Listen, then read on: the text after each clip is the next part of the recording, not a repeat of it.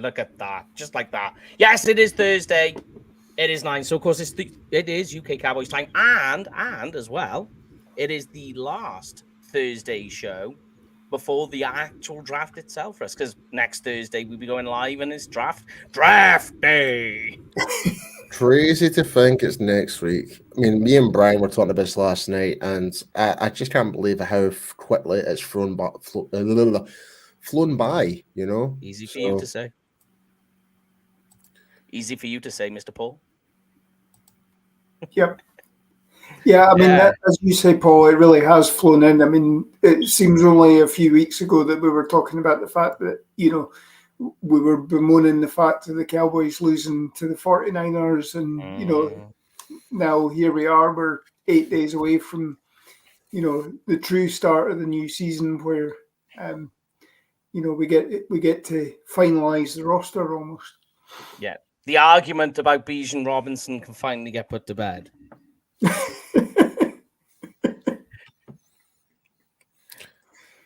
No comment. Up. Oh, there we go. Yeah. Oh, there he is. Like the way I'm like this, I just want to clarify, right? I'm not hating Bijan Robinson. I don't hate him as a player. I think he's fantastic, but I don't want to put a first round draft pick on a running back when there's other needs that is more high priority than running back right now, and especially with the depth of the running back group in this year's draft. I think we can get a really good one in the third round. That's my point of view on it.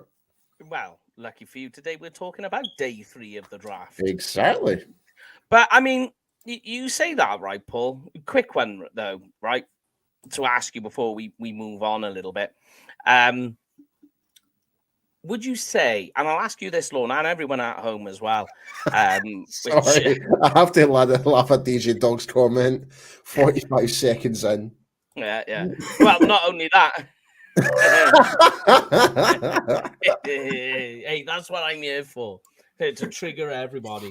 And Little Mac, it's good to see all the Yukis in the house. It was good to see them all. You guys have been absolutely fire lately. Fire. Yeah, Labasti, DJ Dog, Little Mac, Joe from Italy. We've actually got a new listener in here, I believe, Rob Ronan. Welcome. Yeah. But yeah, guys, if you're new to the show, be sure to hit the like, hit the subscribe button, do all the fancy schnaz with social media. We really appreciate it. As always, you are the MVPs of the show. So without you, this show is just us lot mumbling and jumbling and then taking the mick out of each other for about an hour. So that's usually how it goes. But anyway, back to my question before we got interrupted. You said about, you know, there's positions of need. Yeah. Is the running back a position of need for the Cowboys when you stop and you think about it? Yes, there is. There is. Like, because you need to think about what state is Tony Pollard going to be for the start of the season? Is he going to be 100% going into training camp? My gut feeling says no. But he is putting the work in the off season. Like we're seeing him doing his workouts. He's getting ready. He's getting ready for the season. But you just cannot like predetermine. You're always better just to get an running back in just in case. And when it goes back to like I mentioned, like Robinson, like I am no for Charlene, like this is before we went live. I am not disrespecting Robinson at all. I think he is an exceptional talent as a running back, but there's two parts to being a running back, especially if in the passing game, right? And I'll reiterate it. He's not the best person to help you as your last line of defense for your quarterback. And we've seen that in the film where he gets forced back, pushed into the pocket. He's very easily been pushed back, and I do have my concerns with pass protection. So, but there's other running backs in there that might be not as good as a rusher than Bijan, but they have a more overall better attributes. Yeah. So to speak. I'm just finding my pen. I'm making notes here, Paul. I'm making notes. You know me.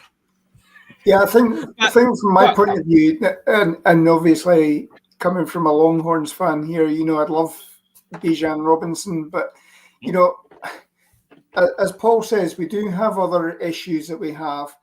But I mean, if he's there at 26, I mean, as Brian says, Brian has him as his third-rated player, full stop. You know, you'd be nuts to if you've got him as your third ranked player, and you're going, well, no, actually, I'm going to take my fifth ranked tight end or whatever because there's been a run on tight ends or whatever to get you to the point where Bijan is there at 26. Mm-hmm. You know, you're bullshitting. You're bored if you're not going to actually pick up your best. And you know, this year, as with all years, here we go. Actually built the roster, covered up some of the cracks. This time you could argue that some of the plasters that they've used are actually super strength plasters because you've got guys like Gilmore and you've got Brandon Cooks and what have you. Yeah. So you've actually spent resources on it. You know, so if Bijan's there, take him. But, you know, at the same time, if he's not, the best thing for me would be is if he does go before us and he goes to somebody that's not in the NFC East. Yeah. I mean, like, for me, the issues really, right, is that, first of all, you mentioned it already, Lorne, first round grades. You're picking literally at the back quarter of the draft. First round grades are going to be very few and far between at that point. If you've got the choice of two, then you're in spoils. Get one, that's the guy you're going to go to. You got to. And you're quite right. And you mentioned, Paul, pass protection. Yes. So you got issues with pass protection with Bijan Robinson. I do. Would you say, though, then, right? Would you say then you're happy with Tony Pollard's pass protection? No. So I mean, this is now the point I'm going to make now is like if there's one thing Ezekiel Elliott was exceptional, he was probably without the best pass protecting running back in the NFL, and probably still is. Yeah, like because when you really do think about it, right? When you compare these three running backs, Ezekiel Elliott, Saquon Barkley, and Bijan Robinson. Out of those three, I would still pick Ezekiel Elliott because he had an overall package, as do Saquon Barkley.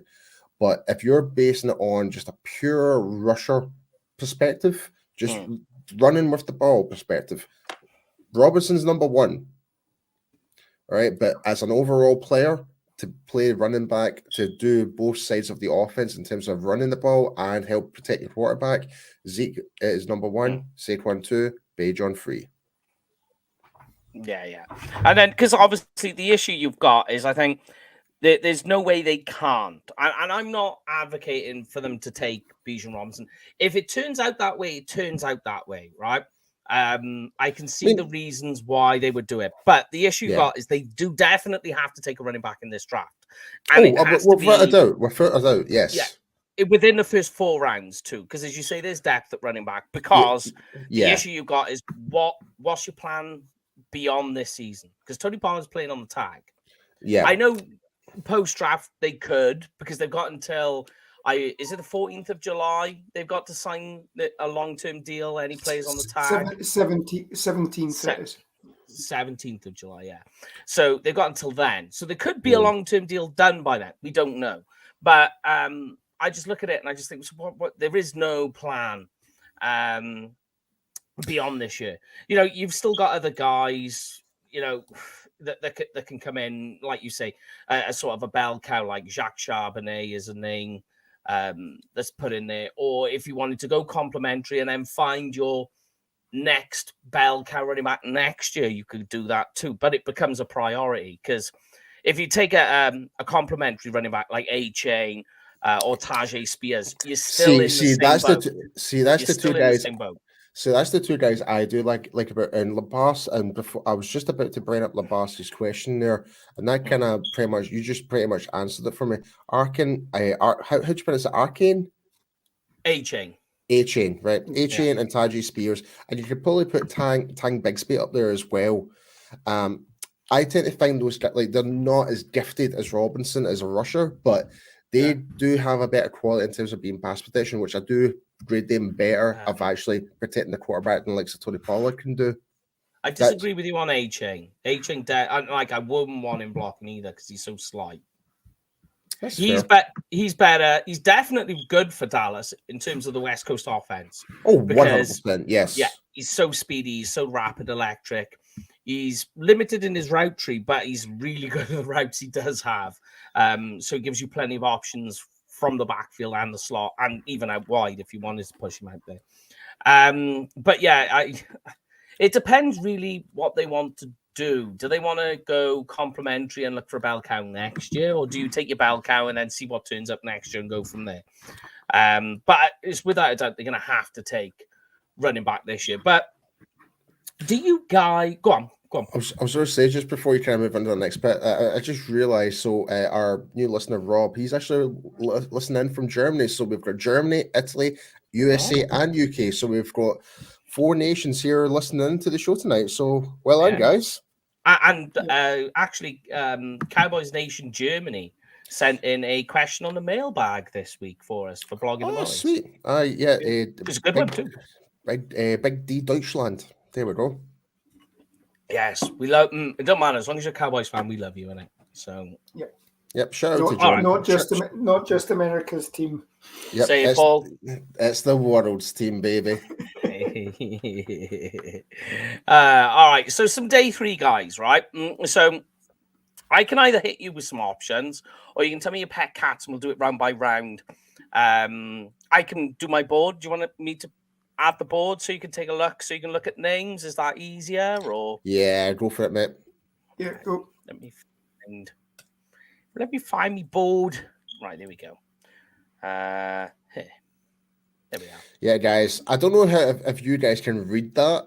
For our listeners, Mike has presented us as basically a massive encyclopedia Excel spreadsheet of his draft for this year. And it's a monster. Yep. It's easier if I make it smaller in it, like that. Is that better? So you can see. Oh yeah, that's much better. Yeah. Right. You know, Mike. So should we start? Give everybody a heads up. Mike does this ahead of Dane Brugler releasing the Beast or anything like that. You know, so we normally get a prototype copy emailed to us. Oh, I should have done that. I'll do it. I'll do it after this. I get it sent out to you all.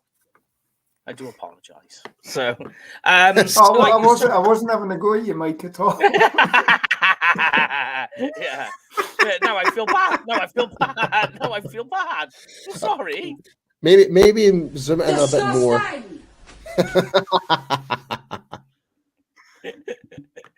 So I got 4 guys who are 3-4 guys. One of them is obviously Kai Blue Kelly. I do think Kai Blue goes in the first round personally. I think he's a fantastic quarterback. Really, for me, that's the limit on the cornerbacks. Like after that, the cornerbacks are very what's the word I'm looking for? You really need to find a role for these guys. Like here you go. Here's a good example. It is Kytrell Clark from Louisville. Like he's only going to be ever playing from the nickel. But what about you guys? Would you wait till the 4th round, day 3 for a cornerback, or are you looking really for the Cowboys to solidify that position by their 3rd pick? Well, the way I'm kind of seeing it now with the addition of Gilmore, I think whoever we do bring in and with the guys that we've got already with Nashawn Wright and stuff like that, they can learn a lot from Gilmore in terms of placement of the like just all the new techniques in terms of reads and stuff like that. So I'm not particularly worried. It's a good point. So I'm not particularly worried who we do draft in the late rounds for cornerback. I'm not really much concerned about that. But if there is a wee gem in there that just happens to spark out, then great. But I'm not overly concerned about it. So are you not worried though that because Gilmore's only on a 1-year deal? Yeah, really. That but you're going to be good. Go on. But for that 1-year deal, they could learn a ton of knowledge from Lexi Gilmore. He's been to the Super Bowl. He's learned from the best in the business. He's played against the best in the business for so many years. Like, what more can you ask for from someone to learn from? So I'm more than happy with that. Okay, so you're really hedging your bets on player development at the cornerback position. I would say so. For me, yeah. That's how I'm kind of seeing it. I know everyone has their different take on it. Go on, Lon. Yeah, I mean, I'd agree. I mean, the guys that we're bringing in, the last couple of years, you've seen guys that are coming in and they're not just willing to play, they're not just wanting to play and solidify their spot. They're wanting to get the team better. And they're willing to spend time with the guys that are willing to sit with them. They're willing to sit down with them and teach them their craft and impart that knowledge. And we've got a lot of young guys at the moment sitting there. Bland is up and coming, but you still got Nashawn Wright. You've got Israel McQuamu. Does he move back to his cornerback? Does he stay as a safety? Who knows? But, if these guys are willing to sit down with Stephen Gilmore and you're willing to, again, you're going to put capital in there, somebody like Kelly or whatever, a day 3 pick, then, you draft and develop and see where you are next year. It's probably better that than, necessarily having to spend, double dip or whatever for cornerbacks because you're struggling the next year as and when people retire.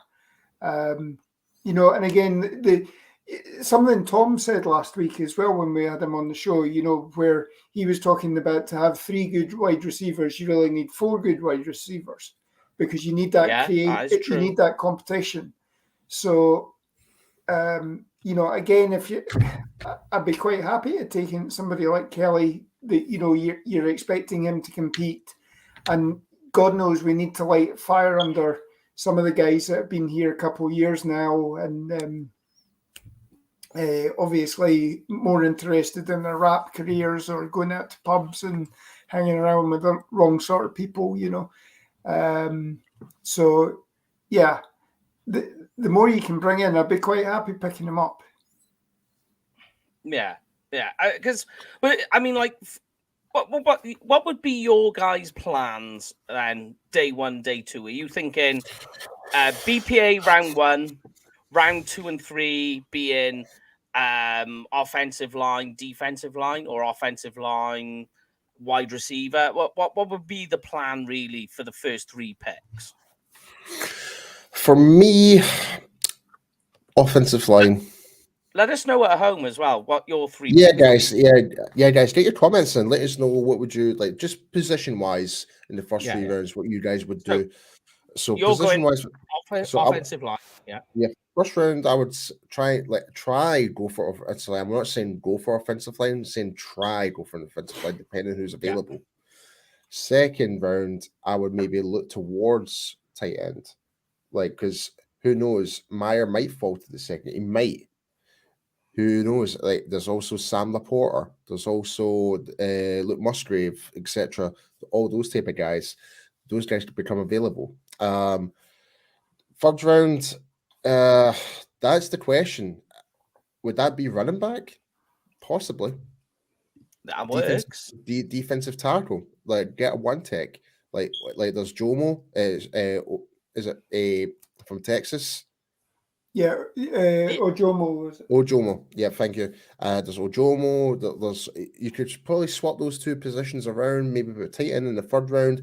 Get a defensive tackle. Get like Mazzy Smith or Sayaka Aika, who is my what do you call it? Pet cap. Pet cap. That's my pet cap this year's draft. Okay. I like Aika in one sense. The issue for me is all the athletic testing. That scares me. Did you see his athletic testing? It's not the best. Yeah. It's like he's in the bottom 5% in everything. Which is a concern, because you could be like, okay, the explosiveness, the speed I can get away with. But it was when it got to the agility drills, and you think a guy of his type, and there's nothing there, and you're like, ooh, that's concerning. But then again, if you're playing as a 1 tech, the agility is going to be lower than most than a free tech defensive tackle. You're not going to be a stunt. You're not going to be stunting as much. He's basically going to be there to be that guy to hit the A gap, take on the center, take on the guard at the same time. He's the guy who's going to be actually forcing the double teams on him. Yeah.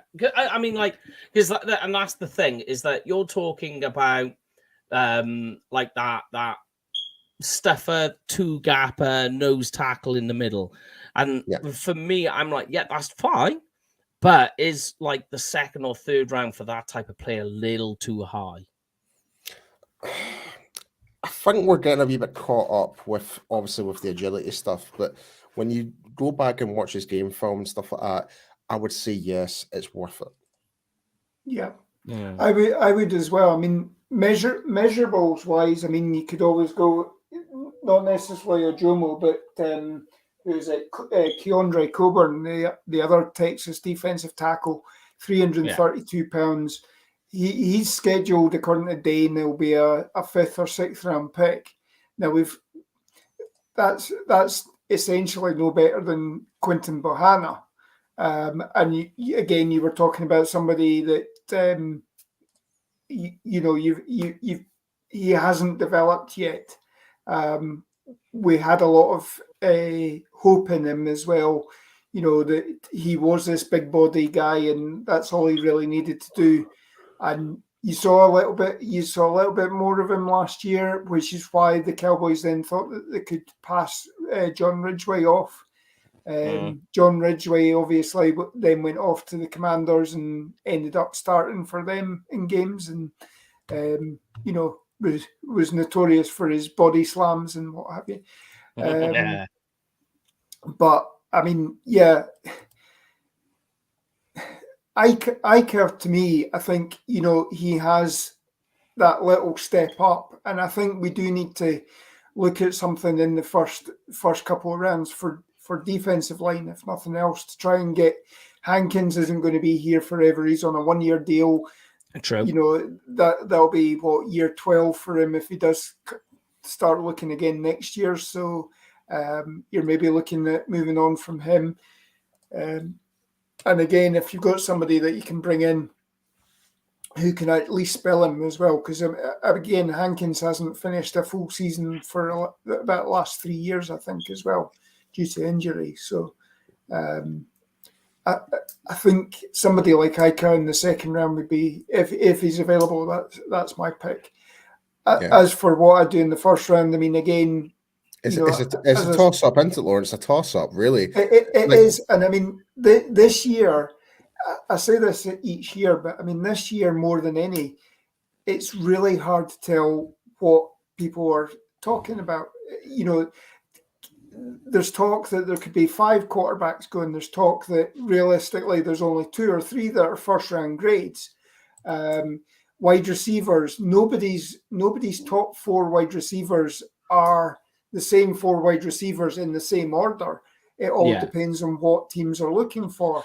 And, again, I think the draft show this week, we're talking about there's a difference between what the media scouts are saying and obviously what the team scouts are obviously thinking. And unless you're somebody like Rick Gosling, who somehow, you look at what he does as a mock draft in the days before the draft, and, he seems to have a sort of 75% success rate in that first round of picking who's going to get selected.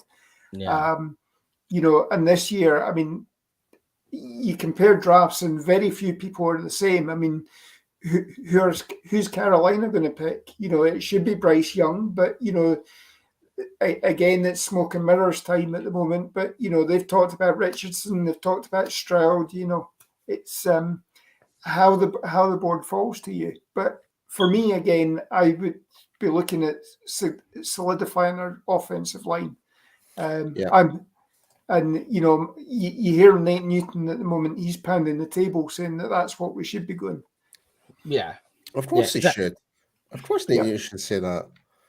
But go on, Paul. Keep going. I was going to say, Chris, even Brian Broaddus reiterated that on yesterday's show, not Tuesday, because obviously we weren't on Tuesday, but on yesterday's show, he was really big up on Donnell Wright from Tennessee.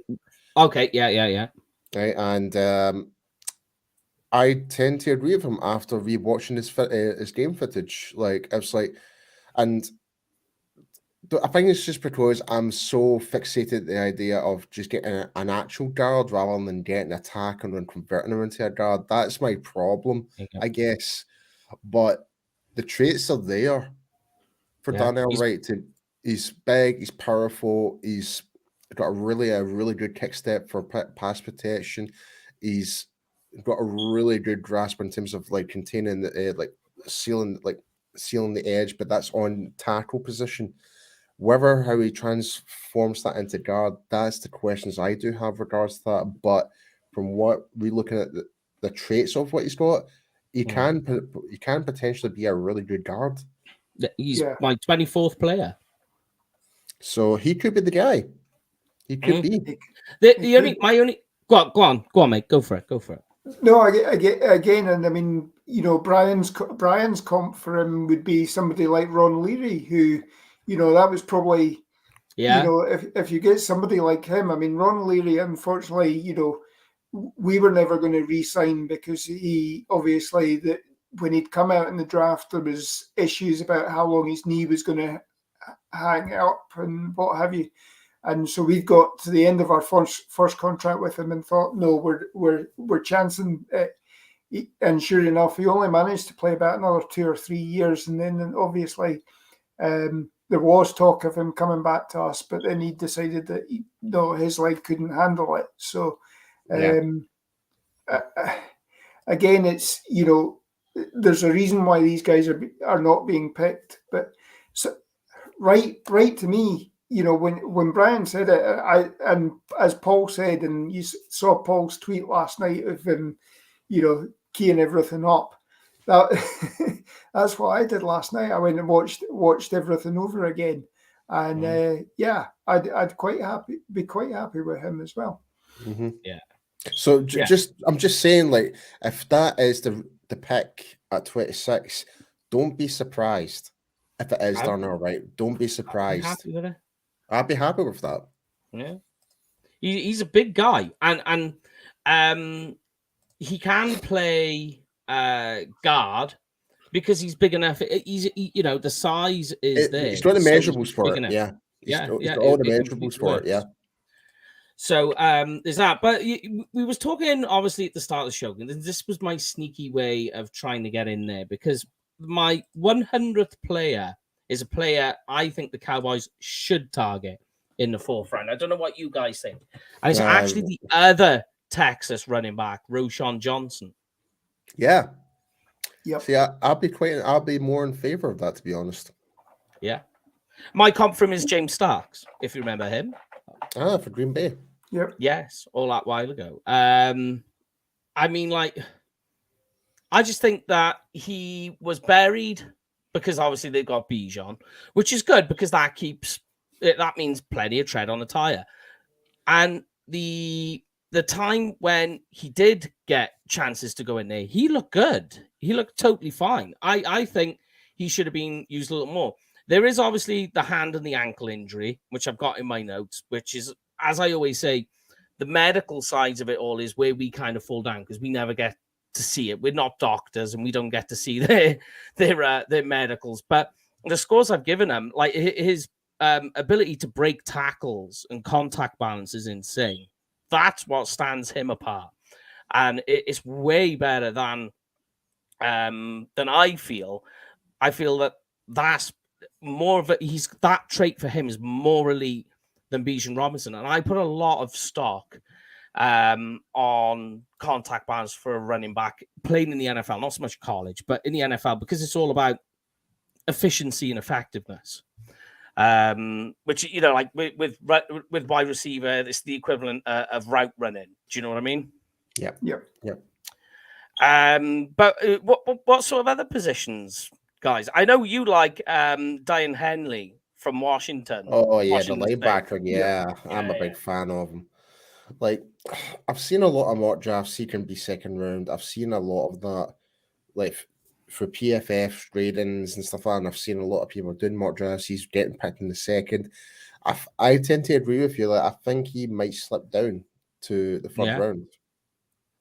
Yeah, well, I've got a 4th round grade on him. He's just outside my top 100, 4th rounder. His issue is obviously on run defense. But go on, Lord. Really? Well, I was just going to say, is that not who Danes drafted us for the 2nd round in the 7th round mock for the Athletics? So, again, that just goes to show at the moment that some people have got a 2nd round grade on them, some have got a 4th round grade on them. So this year it just seems to be such a state of flux with the rankings of these players. Yeah, this year in particular is probably the weirdest year for all these players because we're seeing quarterbacks now. Like, take for example, Hendon Hooker, right? I know you've got him very highly regarded, Mike, like, as a potential first round, but there's some analysts out there, scouts, have got him down as a 4th rounder. I can understand why. Yeah, totally. I mean, like, for one part, you're going to redshirt him for the first year.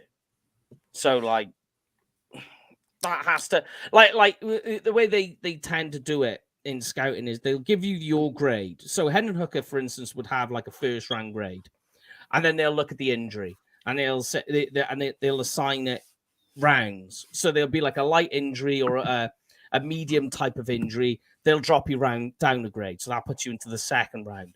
A major injury puts you down again. So that puts you to like the 3rd round, 4th round. And that's what they're doing. So they're saying he's a 1st round quarterback, but we've got to drop him down X amount of grades for the injury on top of like some other stuff. But no, he's very high on my board. I'll try and find him for you now. There he is. My 23rd player. Interesting. Well, I was going to say, kind of going back to what we were talking about, like the linebackers and stuff like that. DJ Dog, he's asked in the comment what linebackers do you have above Henley in your grading? Let me find where Henley was 104, I believe. Yeah, he is. So the ones above, I mean, I can't group it in. So you got Henry Teoto from Alabama. DeMarvion Overshown, who I've actually released I've handed it in to Dave from Blogging the Boys. The scouting report on him is coming out. He's a guy I think is fantastic. My issue with Overshown is more to do with, like, okay, I'll put it to you this way, right, Paul? Describe the type of linebacker. Bear in mind, we've already got like a Will type linebacker in Damone Clark. We've got somewhere in between a Will and a Mike with LVE. So what type of linebacker do you think the Cowboys should draft? I'd say get one that's more in coverage and a little bit. Okay, I see where you're going. Kind of like almost what Jabril Cox was supposed to be. Yeah, and the question mark still relies on that with Jabril Cox right now. We still don't know. Of course. We've not seen him. That's the problem. We've not seen him being on the field, so we can't really put a determination on Jabril Cox as of yet because we've not actually had 4 season games with him, I believe. Well, what's interesting is you just described DeMarvion Overshown. So Overshown was a safety in high school, and his first year playing for the Longhorns, he was playing safety and cornerback. Converted, I think, in 2020 to linebacker. And he's that faster. The issue you've got with Overshown is there's no power to take on blocks or to shed blocks. And I did a video earlier showing, as I do on all the reports, like just a quick clip of what's good and what's bad. And what you see in the bad clip is Overshown trying to take on a block. He's got no power to get past and shed. And then he's trying to make a tackle on the running back, and he's just falling off the running back because he's wasted all his energy trying to break off a block. So he misses the tackle. That is Overshown's trouble. But if you let Overshown, say you've got like a decent thumper, you know, that decent Mike linebacker to take on blocks in the middle and to try and clear a bit of space. If you leave Overshown, because he's got the speed and he's got the acceleration to do it, you let him roam free in the backfield to just locate the ball and go for it. He's like have him with the see ball, get ball mentality. I hear what you're saying. Yeah. And like, because his reactions aren't completely sharp in run defense. what you need is he's because he's so fast and he's so rapid, he can recover quite quickly. But if you're trying to get him to play down at the line, it all just falls apart on him. And I think that's in part because his size is a big problem. He's only like 218 pound, and that's a line. You're asking to play linebacker, but also it's coming from the safety position. The mentally, he's taking it on brilliantly. You can see he's got it locked in his mind. What he knows how to play the linebacker position. The issue is that his body isn't big enough. You can put weight on him, but I'm just afraid if you put weight on Overshown, what does that do to his top end speed? Because one of the big bonuses is, as we said, because he played safety or defensive back in the past. When it comes to pass coverage, he's really good because he's got that defensive back experience that he just knows how to do it. And because he's got that speed, he will go up and get it. And he's got it. You watch the interceptions he makes. He's backpedaling. He's getting into his cover. They're in cover 3. He's doing it really well. And he's just getting in front of the ball. I mean, Lorne would have seen it watching Longhorns game. Yeah. You see Overshown plenty of times just getting in the way of the ball. Yeah, and I mean, where he excels as well is when he's got one of these big body defensive tackles in as well, that he can 100%. Basically, as you say, when he's having to shed blocks or whatever, that's where he's not at his strongest. Yeah, where he can just flow to the ball because he can spot where the ball. He's got good recognition. He can get in, and I think it was the Alamo Bowl or whatever bowl they were playing in a couple of years ago against Missouri, and he had an absolute stormer of a night because he could pick out what exactly was happening and flow to the ball, and he was the MVP of that game. Yeah, and he wasn't having to take on blocks to get there. That's where he excels. Now, again, you hear Dan Quinn talk about, that he's interested in putting a few pounds on him and try and beef him up to be a potential sort of Randy Gregory sort of stand-up designated pass rusher, that sort of thing. Yeah. So maybe that's the next thing that you do, and then obviously still rely on some of his pass coverage and skills as well, so that where in the 49ers game, in the playoffs there, where you had Neville Gallimore running downfield at one point in time, you could have somebody like him. That was not his fault, though. That was not his fault. I was waiting for that. I was waiting for that. I set him up. You knock him down, Paul. But I mean, going back to the original question, other linebackers before Noah Sewell. From Oregon, and then I go up my board. I did see him, yeah. How am I not seeing it?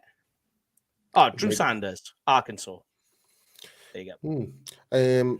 Okay, so we've actually got a question from Rob, our new listener from Germany. He's asking now regards to offensive guard. So he asks, I know offensive guard isn't very deep this year, but it is a tight priority. If we slide Smith inside, we need an offensive tackle as Tyron will not last the season. What are your guys' thoughts? I think, first thing, I think that Tyler Smith will still be the starting left tackle this year. Yes, he is. Yep. On opening day. And I think Terrence Steele, obviously, we're seeing videos at the moment. He's back training with Big Duke and all that. So there's nothing to suggest that he won't be ready for training camp at least as well. I think Tyron Smith, believe it or not, will be your swing tackle. I think so too. I think you're right there. I think all the stuff that Jerry is saying at the moment is all smoke and mirrors because obviously you've had Tyron restructure his deal, and there's all this, if he plays 50%, he gets another $1 million. And every 5% up, that's right. You don't say, right, we've re-signed him, and actually, you know what, we're going to make you the backup. You put everything out there that you expect him to be the starter and all this sort of stuff. But I think the coaches are actually looking at it that they've moved on from Tyron Smith effectively. Sadly, yes. Yeah. Now, as far as these guys, I would certainly look to get somebody in. I don't think Tyler Smith was as good playing the inside last year. You know, when he was mostly practicing at tackle, and then at the last minute for injury or whatever, he was then having to move in to play guard. So maybe if you sat him down and said, right, you're going to be the guard this year, that might actually allow him to play better, or at least focus on what he needs to do. But bringing somebody else in who has more experience of playing guard, and I mean a lot of these tackles like Skaransky,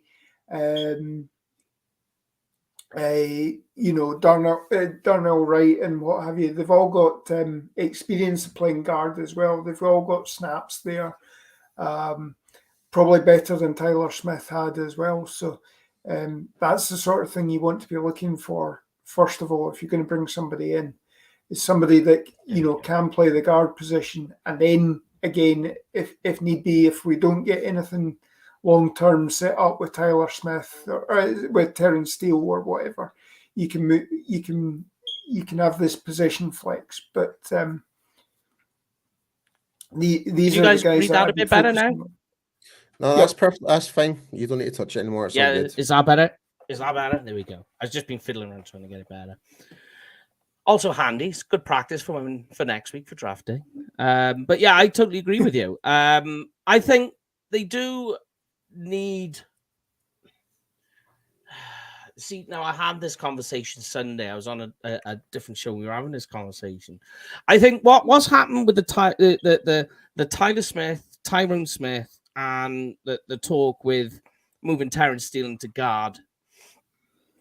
Like, I don't even think it's so much smoke and mirrors. But when we had this conversation on Sunday, this is what I was thinking. The conversation there was that basically, which way round do you want to do it? Do you want another year of messing around with Tyler Smith's development, moving him from left tackle to left guard and back and forth? Because we know Tyron Smith is not going to play all 17 games. So at some point, you're going to be moving Tyler Smith into left tackle at some point, right? So do you do that? So you're back, because option A, where you've got Tyron Smith at left tackle, Tyler Smith at left guard, and then you've got Terence Steele playing right tackle and Biadish and Martin in their respective positions. That's the best five to start your season. The issue is at some point you're going to be messing around with Tyler Smith's development. Or do you just bite the bullet early? Do as you say, Lorne. Tyron Smith is your swing tackle. You keep Tyler Smith at left tackle and he never has to move from there. But now you've got an issue at left guard. So do you put Terence Steele in at left guard because he was your best run blocking offensive lineman last year? By far, he was. So do you put him there and then you figure out right tackle with the three tackles that you got? That's Tyron Smith, Matt Waletzko, and Josh Ball. Thank you very much. Although Josh Ball, I'm completely off on. But you could have Tyron Smith put in there on right tackle and just go, just however long you last. However long you last is however long we'll go for. More games, more power to you. Brilliant. Which is obviously why his contract is written away, as you mentioned. So do you do that and just do it that way? Or do you keep Terence Steele at right tackle and now guard becomes your priority? Or not a priority, an early draft pick. Do you know what I mean? I know I'm rambling a bit, but that's the two ways I see that they're doing it. And Jerry's just picked up on what he's heard from the coaches and just gone, Terence Steele's playing left guard. And that's how it's gone. Just to kind of point out something as well, RJ Ocha from Blogging the Boys has just put up an article about Terence Steele, who has just signed his restricted free agent tender, counting 4.3 million against the cap. There we go. Yep. So that's him. Oh, yeah. Oh, yes, I can see. Yeah, they're all talking about it. I mean, I never actually, you know, when all this talk about Terence Steele going to left guard was mentioned, there was a article on DallasCowboys.com. I think it was Nick Eatman that posted it, and Jerry's comments had actually said that, you know, the plan was that Terence Steele would be the swing tackle. I'd never saw anywhere where they were actually talking about him being the left guard, and I think if you're going to, again, you've only got him a one-year deal. You've got him relatively cheap. By all accounts, the Cowboys do want to try and restructure that. They've got him on the tender just now, but much the same that you're talking about Tony Pollard, there are going to be discussions ongoing to try and, you know, extend that further, flatten out the curve, and salary cap wise and all that. But you know, if you move him into guard and he excels at guard, and then he hits the open market next year before you have a chance to extend his deal, then the position flex of having him being able to play guard and tackle, you know, again sends his salary skyrocketing. Conversely, if you have him at left guard and then something happens to your right tackle, and you still don't 100% know is Terence Steele your answer at right tackle, that's why I'm sticking there. I'm sticking at him there. See if the right tackle works. If it doesn't, that's where you then focus your first, second, third round picks next year. And we've just lost Mike all of a sudden. Oh dear. Yeah. Oh dear. So yeah, just to kind of highlight what Rob just mentioned here. Keep Steele and Tyler at the positions. Tyler as the swing, keeps him fresh. Draft best offensive guard available. I agree. Like, again, just this kind of goes back to the conversation we had with Brian Broaddus. Like, there is tackles in this draft that can be moved into guard in this draft, like Darnell Wright as a prime example of that. After watching his, and me and you, we extensively rewatched his footage, and he does have a lot of traits that can easily like transition into the guard position. So and we just saw the bastard comment, time to party. Unfortunately, I think he's on his way back now. So oh, there he is. Sorry, yeah. Just had a little bit of a crazy fit. Emails coming on. But yeah, I was with you all the way there, Lon. I was listening. I heard you. Yep. I mean, I think the other thing as well, that, you know, again, one of the pickups that we've had this off season is Chuma Edoga. Yeah. And, you know, the whole talk of him is that he's being brought in as a guard as well. Primarily, they're going to switch him into guard and see what they've got there. Mm-hmm. You know, so again, you know, that's a potential option that they're looking at. You just need to see what happens, and it's a coin flip at the moment as to what these guys are going to turn up and produce. So, yeah, no, I'm with you. I'm with you 100%. Because and you was a good comment. I just gonna bring it up because we've spoken about this, Paul. Is Lil Matt commenting about Damone Clark? I'm excited for this season for him. Definitely. I think what Damone Clark does for me, for the Cowboys in this draft, is that I don't think we are completely out of the woods at linebacker position. We need to. It's all about numbers at the linebacker position, and we just lack them.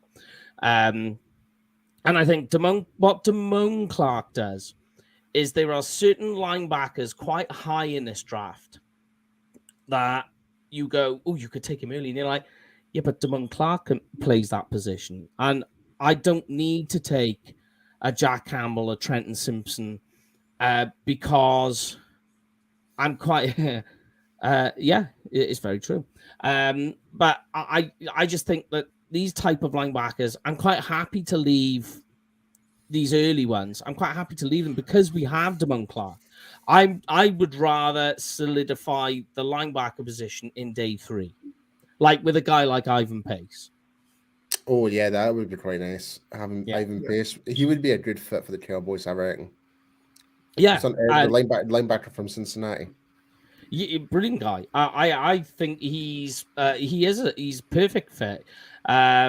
You could have him play as as like a pass rusher on the outside or as an inside linebacker. But what more the point is just that I think Damone Clark just kind of eases back the weight or like, you know, how early you need to pull the trigger on that. Well, here's what to remember about Damone Clark as well. See, if it wasn't for the surgery he had to get, he would have been at least a second round, at least, based on what everyone's predictions were. And like that was the early estimates before the discovery, but like before this was before the NFL Combine. They said, "Oh, you've got this to sort out." Pretty much everyone had him touted as one of the top linebackers in the country and stuff like that. Yeah. So, and we got him 5th round. Yes. So he's one of those gems in the rough. So I don't see like what I do see him now coming back now. He's going to have a full proper training camp on him under Dan Quinn, like really learn and develop his craft. And I'm really, really excited to see what he can bring going forward. Yeah, and you was talking. I was quickly finding it before I got thrown off. There's Moro Jomo from Texas, the defensive end you were talking about, is a 6th rounder for me. Moro Jomo, he's a defensive tackle, is he not? Yeah, I've got him down as a 5 tech. But that's not defensive tackle. 5 techs are edge. Yeah. You can move him about. See, he's not limited to that. See that the only thing the more outside you're playing, the less your ability you're going to be able to play as that proper run stopper in the middle. That's my only concern with that. Yeah.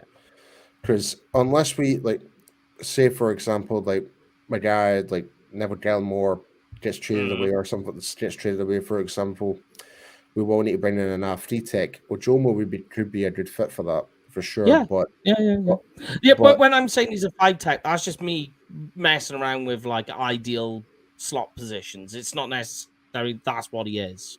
More like what he would be best suited to in the NFL. Yeah, I mean, 5 tech is obviously still in between the guard and tackle. So, you know, again, it gives him a use that he's used to double teams at certain points in time. He's got that ability to get on the edges. Probably brings you a bit like the Golston stroke Jack Crawford, Tyron Crawford types. Style where he doesn't necessarily need to beef down up the line 1 year or whatever. He can play up and down the line without actually having to change his body type year in, year out. But again, going back to Damone Clark there, I mean, if you think that the play that we got off Damone Clark, as you say, Paul, he didn't have training camp other than, he was out there taking mental reps, and you hear them talking about mental reps and all that. But, this year if he's learned anything, he should be out there all the time watching film with LVE. LVE obviously learning from Sean Lee and all that sort of thing. How to read tape, because when LVE wasn't on the game in the game at the tail end of the regular season last year, Damone Clark looked exposed at times, particularly the one where it was a running play and he dropped back as if he was a Tampa 2 linebacker. So if he can have a full training camp, build on everything, learn how to study tape and everything like that, he should be ready to hit the ground running. And I think it's Joe saying that we don't have a true middle linebacker. I could see Damone Clark stepping in as the middle linebacker and allow LVE to be that well linebacker more than anything else. And then you only need backups for both of them. We still don't know what Devin Harper's going to be, because Devin Harper was basically redshirted last year. Obviously we need these guys to be special teamers to begin with as well. But we still need to put at least some sort of capital into the linebacker position this year. Just we've lost guys like Luke Gifford and what have you, so who were quality backups and special teamers in their own right as well. So that's certainly what we need as well. Because another thing as well, I think they need to target in day 3, I think is a nice place to do it, is a pass rusher. People seem to think we're fine at pass rusher. Definitely not. I think we're far from okay. Like, that needs to be sorted. And I think day 3 is a good place to go for it. And like, nobody in day 3 has particularly caught my eye, because you're just looking more than anything at traits, aren't you, at that stage? But whichever guy they do decide to take, I'll do a deeper sort of dive on him rather than just watching what tape I've got. Well, for me, I think a guy with kind of the majority of traits I do quite like, and like potentially at the 4th and 5th round, is probably that Thomas Incoom from Central Michigan. I like him. He's got a nice wee bit of burst on him. I think he does kind of struggle shedding off the blocks a little bit, I do think, but I think under a couple of years of development, I think he could actually be a good acquisition for the Cowboys. Yeah, I got him quite. I think I got him a bit higher. I think you had him like 190 or something like that. Let's go down. I could be wrong. Central in Michigan. Yeah, 197. Yeah. So you've had him as a 6th or 7th? Yes, a 6-7. There he is. Dane's got him as a 4th, 5th. So okay.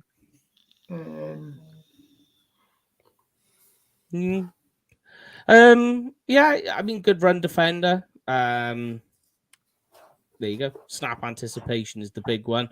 Issues are, as I say, he's raw, basically. Everything he does is still a bit raw. Playing in the MAC, that's what you expect. He's a heavy guy. He's a big guy. Cameron Thomas. There you go. That was my sort of similar for him. But yeah, he is he's a good guy to go for. Ochen Mathis from TCU is another guy. In the later rounds, might be an awkward one to try and pick for the Cowboys, but you never know. I what we can't discount as well, though, is that the Cowboys have looked at a lot of quarterbacks. I say a lot, but they have looked at quarterbacks, and I think it's going to be day 3, like the 4th round, when you're going to see them using a pick on a quarterback. Like, because obviously we've had the interview with O'Connell, and I can't remember the other names of the quarterbacks. Clayton Tune. Clayton Tune. Yeah, that's the one. The Houston quarterback. Yeah. So, I mean, it's going to happen. You know, you're going to have to accept the fact that at some point they're going to pull the trigger on a quarterback in this draft. And it seems to be like a Mike McCarthy tradition in a way. Like, he does tend to go for quarterbacks late on in the draft anyway. Yeah. And I just see now Rob, our German friend Rob, our new German friend Rob, saying Washington or Kincaid could fall to us in a second. I think Washington could, for definite. Yeah. Again, I've seen Kincaid go as high as early teens or whatever as well. So like 13, 14, really depends, isn't it? Yeah. I mean, like, Kincaid had such a wild season last year. Like, it's always going to be the tape you last watched. And Kincaid's last tape is just, he's balling. He's balling out. He's screaming out there. See, again, this kind of just comes to show that this year's draft is so varied. Like, everyone has different grades, and it's not like even close. It's like they're not even close proximity. Like yourself, Mike, you've got guys maybe 6th and 7th. You've got Dane Bugler third and fourth round. You've got guys that say, no, I think it'd be a second round. You've got other guys saying, nah, I think he'll be like a fifth round or something like that. So it's all over the place this year. Whereas previous years, Mike, it was a lot more closer. Like it's all within a certain range of each other, but it's not as widespread. So yeah. Well, I mean, like there you go. Look at my top 3 tight ends: Mike Meyer, Kincaid, who's a second round grade, and Washington. Now I know people who have all of that the other way around, and I've even seen Kincaid as a top 10 prospect, which I find crazy. And I get the reasons why, I do, but I like we did. I don't know if you've seen it. We did a mock draft on Blogging the Boys, and I took Michael Meyer for the Cowboys first. And I just want to say, for the record, I did it before Dane Brugler's his mark came out, so he was copying me. All right, I'm just gonna put that out there. Yeah, of course you're gonna throw that in there, Mike. I didn't have anything else the same mind. I had A-Chain in the second round because he's an Aggie. And I mean, again, Kincaid as well. Kincaid, the whole thing on him is he's not going to be ready until training camp because of this back issue that he's got. The back injury. Now, that's what's being reported, or that's what's being said on Twitter. Yeah, no, it's right. Yeah, yeah, but that's your best case scenario, probably. True. Teams will actually know better whether that's BS or not. I mean, could it be that it's towards the end of training camp that he's ready? Could it be that you're having him on PUP to begin with, or perhaps needing them 5 or 6 weeks, needing to activate him 5 or 6 weeks into the season? Yeah. So and here's the biggest one, Lorne, is DJ Jog just said it there, is that the issues are outliers this year. Is that we've got so many guys who are complete outliers. Like even, we were just talking about Darnell Washington, and he's an outlier.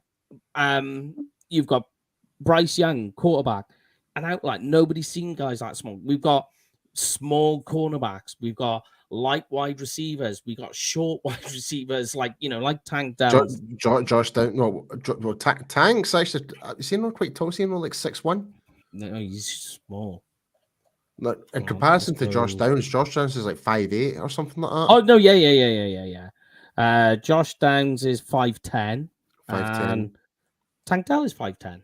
Oh right, I thought he was actually taller than that. Oh well. Yeah, and Tank Dell is lighter than Downs as well, so he is smaller. Interesting. But anyway, it's we're saying there's all outliers. Like people keep asking me about defensive tackles, and they keep bringing up the same name, and you're just like, you're talking about outlier guys. It's always the same thing. That I mean, we're talking Clay Cansey.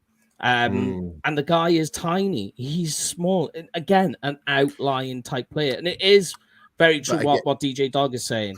It's all small. I will say in the defense of Cansey, though, everyone said that the exact same thing about Aaron Donald. Yeah, and that it's ironic because same school, they look similar, they pay similar. But the one I keep saying is that, Aaron Donald is a unicorn. You will never get that again. Who knows? Is also true. No, let's be honest. Like, no one expected Aaron Donald to take off the way he did. It doesn't make sense. And it was the same with Khalil Mack in his first couple of years as well. Like, no one expected him to kind of. Like, people will say, he is a first rounder, but they didn't expect him to be such an impactful player for. Who's it drafted him again? Was it? Wasn't Chicago? No, he retreated to the Bears. No, Vegas Raiders. Yes, it was. Yeah, for the Raiders. Like, he was such an impactful player. He was like their star player for like 4 years. Then obviously cap issues. Obviously, then they actually had to trade them away, type of thing. And so I think these outliers and kind of goes back to when you're trying to talk about like some quarterbacks like with less experience and that as well. It's like that seems to be like that's been thrown out the window now. It's like they may have just played one full year of football, but doesn't make sense. Never made sense to me. Like in hindsight, though, at least you might get more longevity out of them. That's the only kind of. But again, we don't know. You say that. You say longevity. Look at Tua. Yep. Tua's often injured. Literally No, played he was often 1.5 seasons. He was often injured in college anyway, was he not? There was spats of it, yeah. Towards the end, he had a big hip injury towards the end. That obviously cost him a major amount of the season. But I mean, this is the thing as well. I mean, you know, this deal that Hurts has signed, and obviously they're talking about. Yeah, let's dive into that, shall we? This deal that Hurts has signed, and you know, the Lamar Jackson turning down a similar deal. I was watching Pro Football Talk last night, and you know, Jackson's deal would actually be better in terms of what you get within the first 3 or 4 years guaranteed than Hurts is. Hurts, obviously, as we're saying, it's $80 million a year for the last 2 years of his contract, which you hope that the television money is sent the that's what they're banking on. Skyrocketing.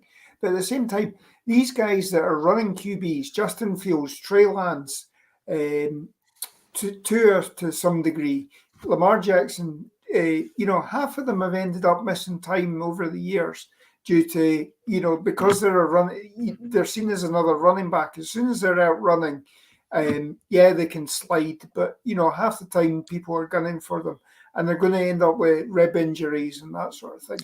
See, I keep using the RG3 reference for that. Like he was probably the first of that type of quarterback to really like make the impact, and you saw the decline over the years of the wear and tear of being at that type of running style type of quarterback.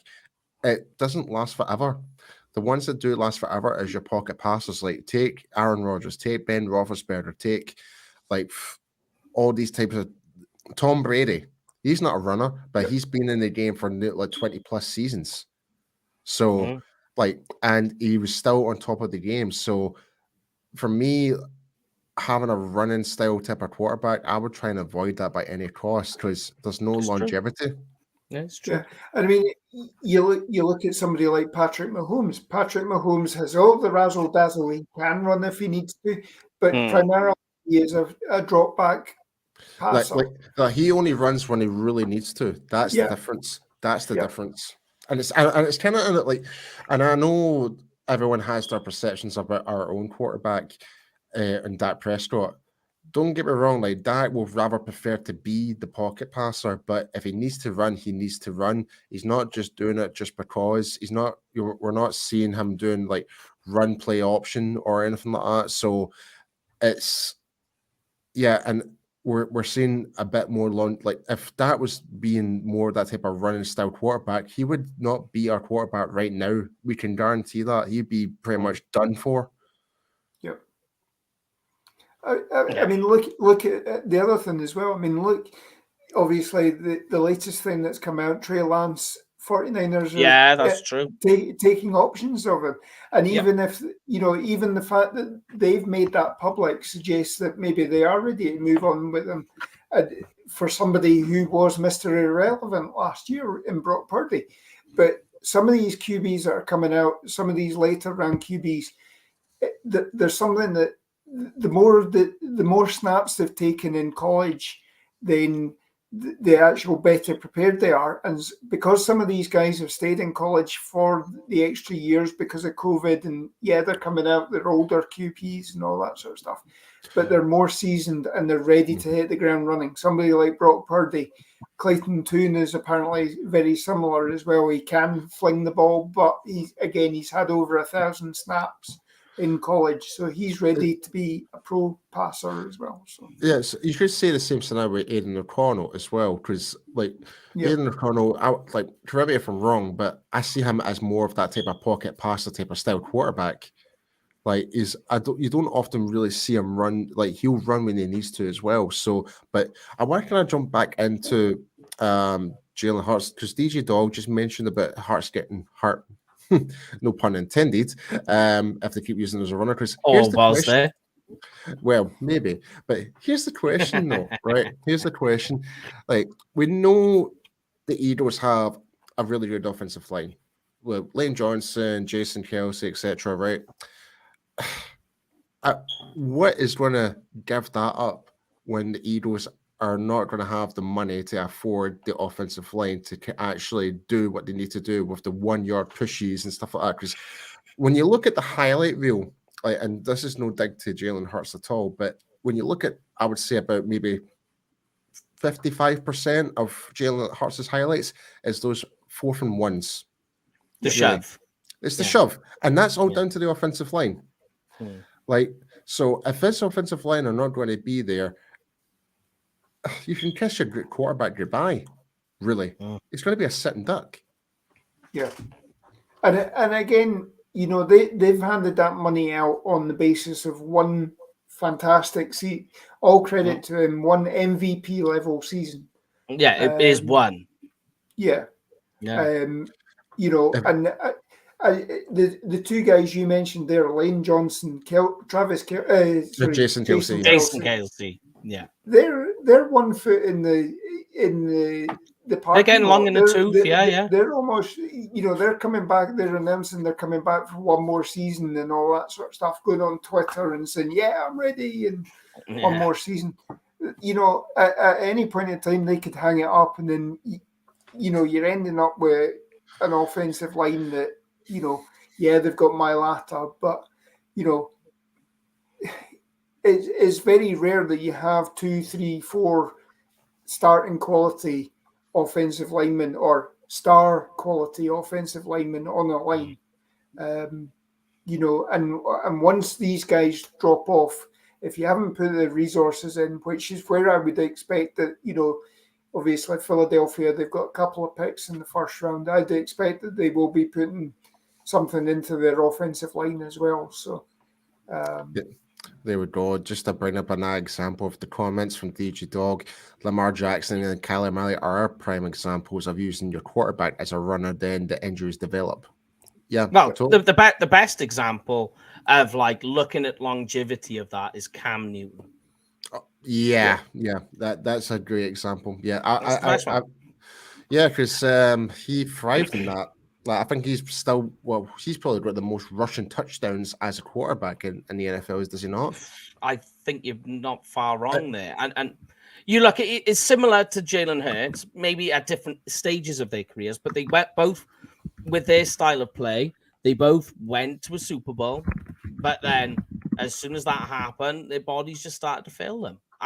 The thing that made them special, and I know Cam Newton's a different type of running quarterback than what Hurts is. I mean, Cam Newton is a running back, literally is a running back who just happened to be able to throw. But you look at his body size and type, he would want to plow into players. Jalen Hurts will try and avoid that a bit more. But yeah, he's more elusive. Yeah. He'll step out of bounds. Cam Newton didn't. He'd just be like, nope, I'll take you ahead on. Yeah, get those extra yards. Yep. 100%. Yeah. Which is fine. But it's going to kill your longevity. Which is kind of what's going to happen with Hurts. But wait and see what goes on there. In one respect, though, you have to give it to Eagles that, like you say, Lorne, it's only 1 year, but they have extended him very early. So you have to think about in years to come how that's going to look. We're saying it's going to be his last 2 years at 80 million a year. By the time it gets there, 80 million a year will probably be 10th. Yep. Yeah, I mean, especially you got Joey Burrow coming up, you got Lamar Jackson, you've got all of them. You'll have Trevor Lawrence. By then, you'll have all of those guys coming round, wheeling round. Yeah, Josh Allen, he's gonna push that market up. Well, no, he's already signed, and he did push the market up. He did, didn't he? Yes, you're right. Yeah. Yes, sorry, you are right. Yeah, because he's top of the ladder now, isn't he? Well, until Hurts. Yeah. See, so this kind of goes back to now going back into the draft. I felt all the quarterbacks that are going in this first round, right? Like your Bryce Youngs, etc. I think the quarterback is probably going to last the longest is the one that's not really talking about as much as Will Levis. Levis. Will Levis, yeah. I think he's going to be the one that's going to last the longest because of his. What makes me nervous about him is if you see, as soon as he gets the snap, he twists the ball. So he actually spins the ball in his hand. And that is an annoying habit he is going to have to get out of it. You saw it just about almost every single snap. And The again, mechanics with him are the an mechanics with him as well. Yeah, so mechanics are an issue. Iron nose out. Get rid of this spinning the ball as well, because if you spin the ball, naturally, obviously, the first thing a defensive lineman's going to do is try and swat the ball out of your hand, and if you're spinning it, you're not gripping it anyway. Yeah. And it's a towel. Yeah. But yeah, if you can get him out of that, then that's potential for him. It's the same as the old thing that coaches used to try and get out of cornerback. College quarterbacks was pat. They called it pat the baby because it was a massive towel, and you could count how many times they pat the baby, and you knew then when they were going to throw the ball. And it's a big towel. Like, it's going to be an issue. Like, if that's a really bad habit to have, if you're doing like a fake runoff, like you're going to fake that's it the off. Trouble. That's the problem, exactly. Because you're not going to spin the ball, then hand it off to your running back. Like, you're automatically just grabbing the ball and actually feed it off. Yeah, it was the same as patting the baby. Patting the baby, they'd be like, "Oh, he's passing it," but because no quarterbacks coming out of college when they were doing that, they wouldn't pat the baby and then hand the ball off. Yeah, they just hold it there, and you'd be like, "Oh, here we are, it's a run play." So it is an issue, but this is it, guys. We are at the end of the line for today. That means Thursday, the draft show. That is it. The next draft show is the draft show, which is coming Thursday. Now, next Thursday, we will talk on Tuesday about Thursday shows. We've got a few things lined up, guests, all the usual that you expect to see on the show. But I think Tuesday's going to be more of the fans engaging. So, guys, you guys are more or less going to be in control of the show on Tuesday. So it's a fan rant. Yeah. So get your comments in. They're all going to be popping up. We're going to be feeding off more in the comments on Tuesday's show. So 9 p.m. And we have a guest as well. So get all your comments in, get them ready for Tuesday. And yes, and Thursday we'll be there live. And like Mike said, we're going to have special guests on the draft show. It's going to be a fun night, and hopefully you can come join us. And I believe we're going to be on 11 o'clock. Something like that. I need to go back to check. Yeah, so we're going, well, early saying we're going to be 11 p.m. in the UK, so that's 5 p.m. Central Time, 6 p.m. Eastern. So, but we will iron those details out. But it is a fan rant Tuesday with a special guest as well. So you just basically, that's all fan rants do is we have no script, we have no content put together. It's just you guys taking over the show, and we talk about whatever you want. It can be about the draft if you want. I mean, we've had questions in there before about favorite bun cake, favorite type of pizza, favorite beer. Yeah, go for it. Knock yourselves out, guys. Yes. Let's even ask us if you want to come. Even ask us if you want to grab a drink together. We're in Texas in November, so. Well, let's hit that then. Let's go with it. Because you said about Texas, I'm going to leave you to do the last one. So hit me with this one, Lorne. Right. Okay. So if you are planning a meet and greet or a trip to the States to watch a Cowboys game, out with obviously what we're about to talk about, then be sure to check out Cowboys Experience for the ultimate meet and greet, stadium tours, game tickets, tailgating, much, much more. Get to meet guys like Micah Parsons, Jay Novacek, Randy White, Zach Martin, Drew Pearson. And of course, go on, because I got something. If you mention that we've sent you by using the code UK Cowboys, what do you get, guys? You get free stuff. Free stuff. But all I will say is the people who you will meet at these, you may be seeing coming on our screens, which is something we're going to be talking about this weekend. So look out for that. There may be some players on the screen. Some you may know more than others. Let me move my phone. But yeah, we'll get to that a bit later. But obviously, go and check out all these other guys. You know most of these. 105 The Fan, Dallas Cowboys, Blogging the Boys, where me and Paul work, where you'll find our stuff. You got Big Game James, Jeff Reinbold, who I'm speaking to on Sunday, doing the pick for the Cowboys. You got J-Tuck, Pick Six, Steel, all those guys. Make sure you check them out. And Cowboys Camp and the other out of town show. Make sure you go and check them out. But Paul, let me know about this baby. Yes, guys. So ourselves and the UK Cowboys fan group, we're all going to the Thanksgiving game this season for the 2023 season. Be sure to go and check out our travel package. And Mike, please stop playing that in the repeat, please. Gotta carry on, mate. Because I'm going to seriously boot you in the gonads for that. Yes, guys. I made myself laugh. Yeah. But guys, like I said, we've got a travel package ready. We've got quite a few people already signed up to it, already put their deposits down. It's going to be a big, massive international fan affair for Thanksgiving. We've already spoken to our friends from Canada.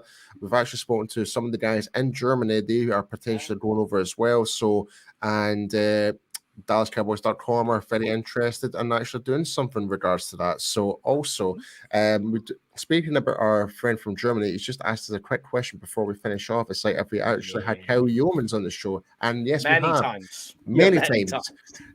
And Kyle was a really good friend of the show. So, and yeah, and we actually had him on, was it like 4 weeks ago? Yeah, maybe about 3 weeks. Something like that, yeah. Something like that, yeah. It was just like less than a month ago anyway. But yes. Yeah. Put it this way, if you ever want to know who we speak to, just go back about 2 or 3 years ago when we did the 24-hour show and we had all the guests on. They're basically everyone who we're in contact with. Yeah, just for anyone that's new to the show, like Mike mentioned, a couple of years ago, we did a full-on 24-hour stream, like non-stop. Like, so we broke it into 3 parts, so it was like 8 hours non-stop. And we had Stephen Jones, we had Mikey Spagnola, Brian Broaddus, we had Jeff Heath on the show, we had Drew Pearson, we've had people from Sky Sports NFL, we've had quite a lot of people.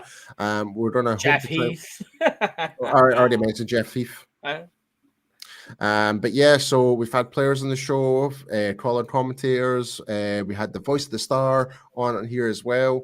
But yes, shout out to Brad actually, because I spoke to him not long ago. The voice of the star, Mr. Brad Sham. He's all right. He's doing good. But yes, guys. But remember just to hit the subscribe button, help us grow, and bring on Tuesday and bring on the NFL draft. It's almost among us. Yep, we're almost there. Equal amounts of caffeine and beer needed for next week. I got whiskey. That's why I stopped up on this good stuff, man. Well, anyway, guys, we will be back Tuesday. Stay safe. Have a great weekend. We'll see you on Tuesday, where it's the Fan Rant Show, where you take over with the special guest. But as we do every week, you are the MVPs of the show. We couldn't have done it without you. These 2 guys are going to take it out. They have the last word. Stay safe. Go and enjoy your week, guys. And this time next week, we won't be talking about it. We'll be doing it. You know what I always say? Dallas forever, Philly for never. Let's go.